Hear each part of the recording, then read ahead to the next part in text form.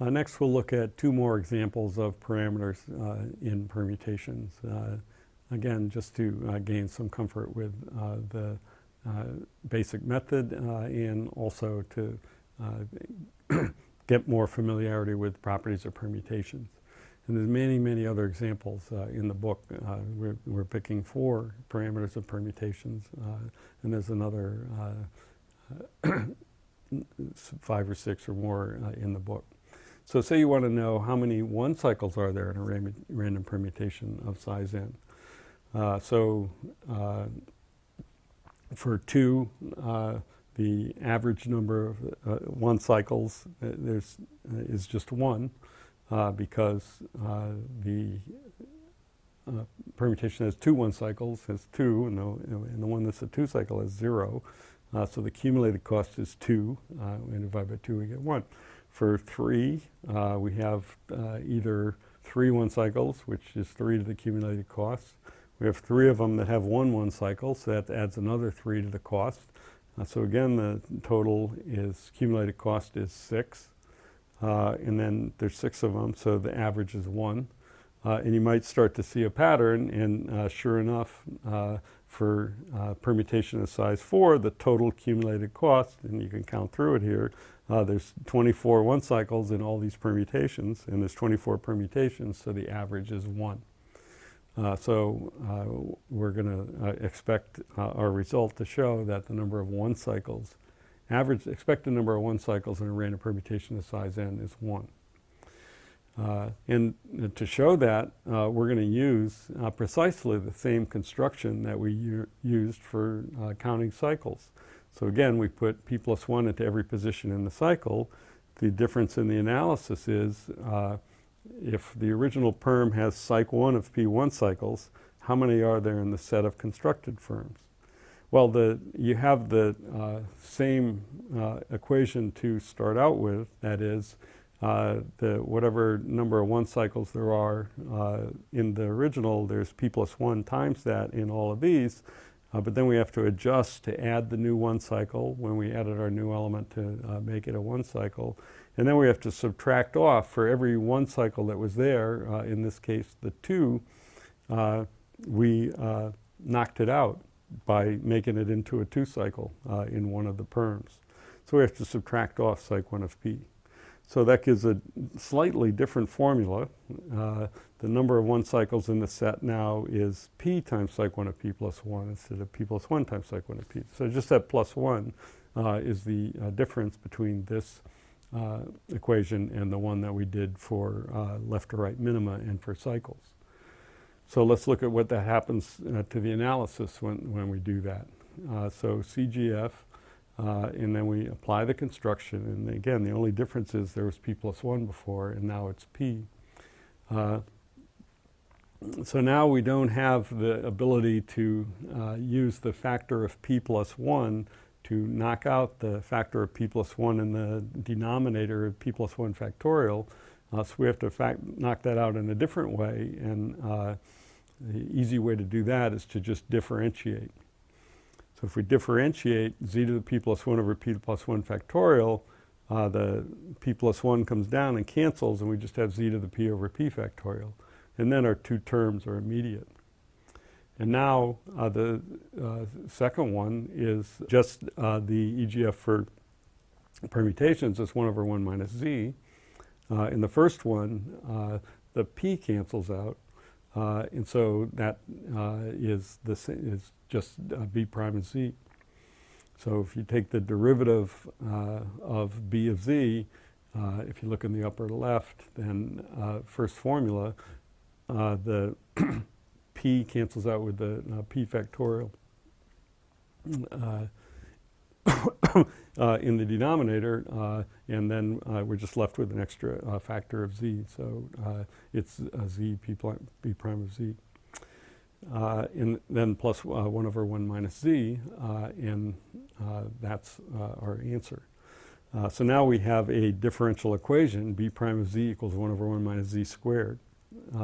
And that's easy to solve. It's just 1 over 1 minus z. And the coefficient z, the n in that is 1. So average number of 1 cycles in a random permutation is 1.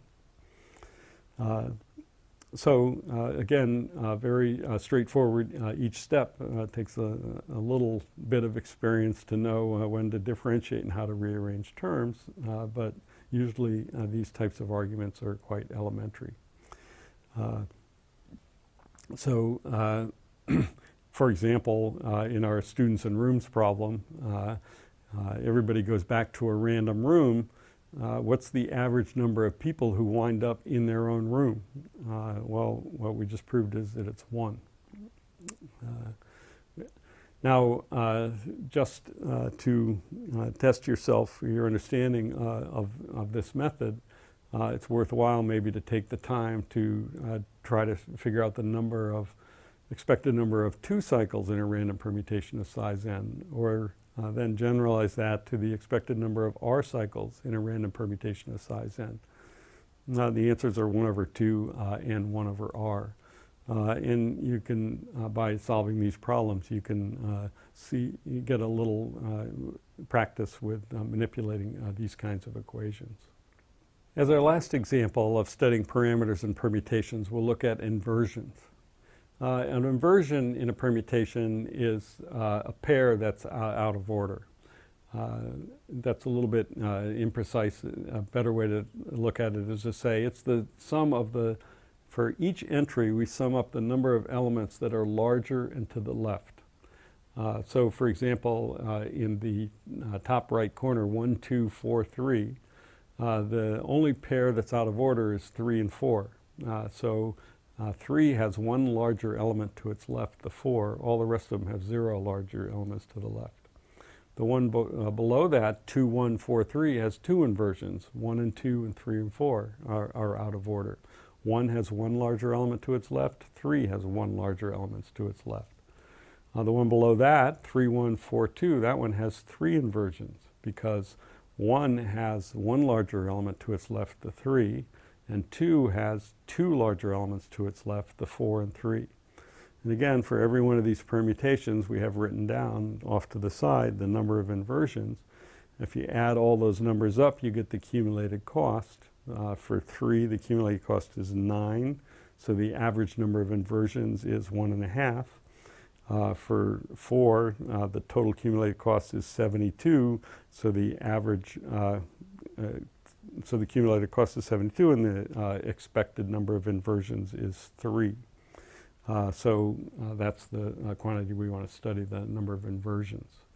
An application of this is to analyze another elementary sorting algorithm called insertion sort. That's also the method of choice in some situations. We can read about it in algorithms. Understanding its performance for random permutations is useful in practical situations. So what insertion sort does is it goes through the array, and for every position I, its job is to keep all the elements before I in sorted order. And the way that it does that is when it gets a new element, it exchanges it with all the larger elements to its left.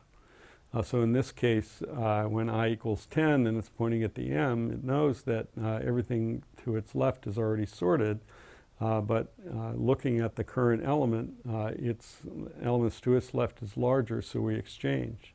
And we keep exchanging as long as the element to its left is larger. So m is still, O is larger and n is larger. And when it gets to a point where the elements to its left is smaller, then it's inserted into its proper place in the array. So that's known as insertion sort. The exchanges put the current element into place among the elements to its left. And so the cost of this sort, or number of exchanges, is going to be the number of inversions in the permutation. So we want to know how many inversions there are in a random permutation in order to understand insertion sort. So for example, insertion sort is often used in practice as when you use quicksort, a recursive method like quicksort or merge sort. When the files get small, those methods are less efficient than insertion sort. So you want to switch to insertion sort. You want to analyze the size at which you should switch to insertion sort. You have to be able to answer this question.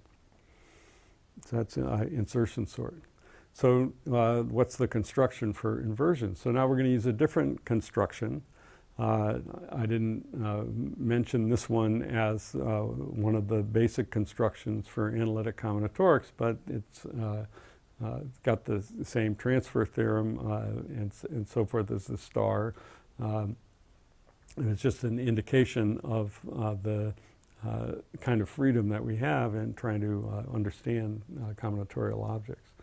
So in this construction, we're going to create a permutation. I use a 6-pointed star. A permutation of size n minus 1, I'll create a permutation of size n by inserting n in every possible position. So here the 7 goes from the rightmost down to the first position.